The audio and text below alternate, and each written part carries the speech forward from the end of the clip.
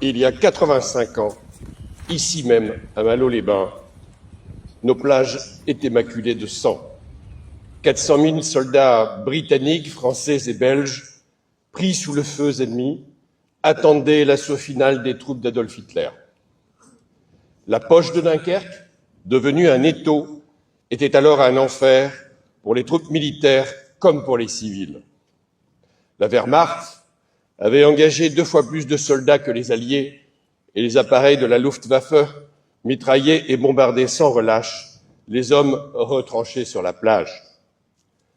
La bataille de Dunkerque aura ainsi fait plusieurs dizaines de milliers de morts dans les rangs alliés, et ceux qui ont eu la chance de survivre à ces journées d'apocalypse ont été marqués à jamais par la perte de leurs camarades, victimes des piquets sanglants de l'aviation nazie.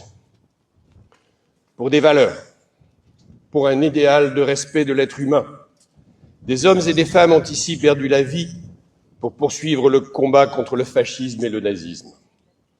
Au nom des Dunkerquois, je veux dire aujourd'hui avec vous combien nous tenons à leur manifester 85 ans plus tard tout notre respect, toute notre admiration, toute notre reconnaissance.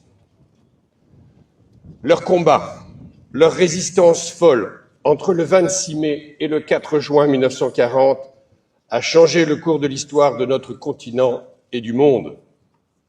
Et ce fut bel et bien un miracle.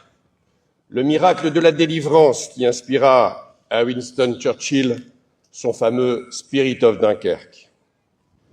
Mes chers amis, dans un monde où la violence, hélas, est toujours bien présente, dans un monde où la lâcheté, la peur, la haine de l'autre et l'individualisme forcené sont autant de passions tristes qui font renaître les pestes brunes, je nous invite toutes et tous à faire vivre plus que jamais cet esprit de Dunkerque, l'esprit de la victoire collective, celle qui transcende nos différences pour construire un monde meilleur,